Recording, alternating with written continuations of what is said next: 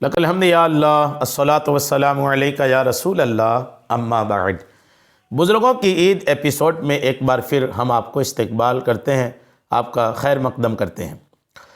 آج ایک عظیم الشان بزرگ کا واقعہ عید الفطر کے حوالے سے ہم لے کر حاضر آئے ہیں، توجہ سے سنیے۔ حضرت سیدنا احمد بن حسین رحمۃ اللہ تعالی علیہ فرماتے ہیں، میں نے حضرت سیدنا ابو عبداللہ محاملی رحمۃ اللہ علیہ کو یہ فرماتے ہوئے سنا، عید الفطر کے دن نماز عید کے بعد میں نے سوچا آج عید کا دن ہے، کیا ہی اچھا ہو کہ میں حضرت سیدنا داؤد بن علی علیہ رحمہ کی بارگاہ میں حاضر ہو کر انہیں عید کی مبارکباد دوں۔ آج تو خوشی کا دن ہے، ان سے ضرور ملاقات کرنی چاہیے۔ چنانچہ اسی خیال کے پیش نظر میں حضرت سیدنا داؤد بن علی رحمۃ اللہ تعالی علیہ کے گھر کی جانب چل دیا۔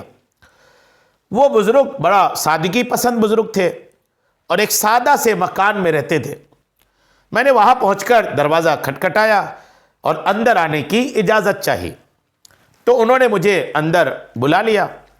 جب میں کمرے میں داخل ہوا تو کیا دیکھتا ہوں کہ آپ کے سامنے، اس بزرگ کے سامنے، ایک برتن میں پھلوں اور سبزیوں کے چھلکے اور ایک برتن میں آٹے کی بھوسی رکھی ہوئی تھی۔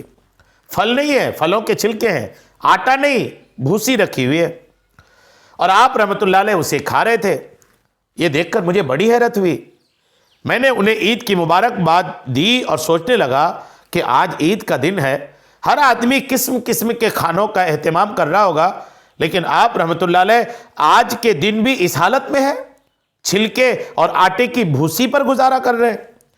میں نہایت غم کے عالم میں وہاں سے رخصت ہوا اور اپنے ایک مالدار دوست کے پاس جا پہنچا جس کا نام جرجانی مشہور تھا۔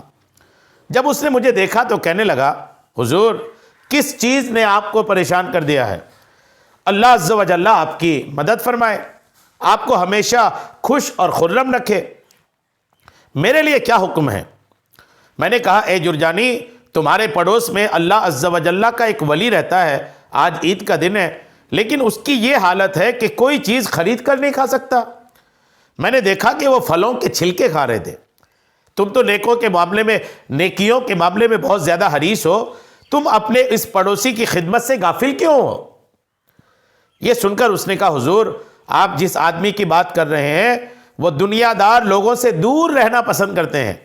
میں نے آج صبح ہی اسے 1000 درہم بھجوائے اور اپنا ایک غلام بھی ان کی خدمت کے لیے بھیجا، لیکن انہوں نے میرے دراہیم اور غلام کو یہ کہہ کر واپس بھیج دیا کہ جاؤ اور اپنے مالک سے کہہ دینا کہ تم نے مجھے کیا سمجھ کر یہ درہم بھجوائے ہیں؟ کیا میں نے تجھ سے اپنی حالت کے بارے میں کوئی شکایت کی ہے؟ مجھے تمہارے ان درہموں کی کوئی حاجت نہیں، میں ہر حال میں اپنے پروردگار عز و جل سے خوش ہوں، وہی میرا مقصود اصلی ہے، وہی میرا کفیل ہے اور وہی مجھے کافی ہے۔ اب یہ بزرگ رحمۃ اللہ تعالی علیہ اپنے دوست سے یہ بات سن کر بہت متعجب ہوئے، تعجب کیا بہت، اور اس سے کہا، تم وہ درہم مجھے دو، میں ان کی بارگاہ میں یہ پیش کروں گا، مجھے امید ہے کہ وہ قبول فرما لیں گے۔ اس نے فوراً غلام کو حکم دیا، 1000 درہموں سے بھرے ہوئے 2 تھیلے لائے۔ پھر اس نے مجھ سے کہا، 1000 درہم میرے پڑوسی کے لیے اور 1000 آپ کے لیے تحفہ ہیں، آپ یہ حقیر سا نذرانہ قبول فرما لیں۔ میں وہ 2000 درہم لے کر حضرت سیدنا داؤد بن علی رحمۃ اللہ علیہ کے مکان پر پہنچا، دروازے پر دستک دی۔ آپ رحمۃ اللہ علیہ دروازے پر آئے اور اندر ہی سے پوچھا، اے ابو عبداللہ، تم دوبارہ کس لیے یہاں آئے ہو؟ میں نے عرض کی، حضور ایک معاملہ درپیش ہے، اسی کے متعلق کچھ گفتگو کرنی ہے۔ پس انہوں نے مجھے اندر آنے کی اجازت دی۔ میں ان کے پاس بیٹھ گیا اور پھر درہم نکال کر ان کے سامنے رکھ دیے۔ یہ دیکھ کر آپ رحمۃ اللہ تعالی علیہ نے فرمایا، میں نے تجھے اپنے پاس آنے کی اجازت دی اور تم میری حالت سے واقف ہو گئے، میں تو یہ سمجھا تھا کہ تم میری اس حالت کے امین ہو، میں نے تم پر اعتماد کیا تھا، کیا اس اعتماد کا صلہ تم اس دنیاوی دولت کے ذریعے دے رہے ہو؟ جاؤ اپنی یہ دولت اپنے پاس ہی رکھو، مجھے اس کی کوئی ضرورت نہیں۔ حضرت سیدنا عبداللہ رحمۃ اللہ علیہ فرماتے ہیں، ان کی یہ شان استغنا، ان کی بے نیازی کی شان دیکھ کر میں واپس چلا آیا، اور اب میری نظروں میں دنیا بہت حقیر اور بدتر ہو گئی تھی۔ میں اپنے دوست جرجانی کے پاس گیا، اسے سارا ماجرا سنایا اور ساری رقم واپس کر دینا چاہیے، تو اس نے یہ کہتے ہوئے وہ درہم واپس کر دیے کہ اللہ عز و جل کی قسم، میں جو رقم اللہ کی راہ میں دے چکا اسے کبھی واپس نہ لوں گا، لہٰذا یہ مال تم اپنے پاس رکھو اور جہاں چاہو خرچ کرو۔ پھر میں وہاں سے چلا اور میرے دل میں مال کی بالکل بھی محبت نہ تھی۔